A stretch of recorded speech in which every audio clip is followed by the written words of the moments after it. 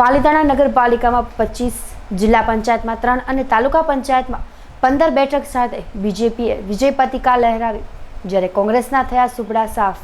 સ્થાનિક સ્વરાજ્યની ચૂંટણીની મતગણતરી પાલિતાણાના ગુરુકુળ ખાતે કરવામાં આવી હતી, જેમાં કોંગ્રેસ અને ભાજપના ઉમેદવારો વિજયી થયા હતા।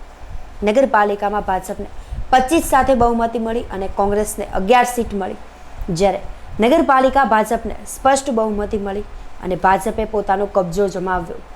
જિલ્લા પંચાયતની 4 બેઠકમાં 3 ભાજપના ફાળે ગઈ અને 1 કોંગ્રેસે ભવ્ય વિજય મેળવ્યો, જ્યારે તાલુકા પંચાયતમાં ભાજપ 15 બેઠક પર જીતી અને કોંગ્રેસ 5 બેઠક પર વિજય બનેલ છે।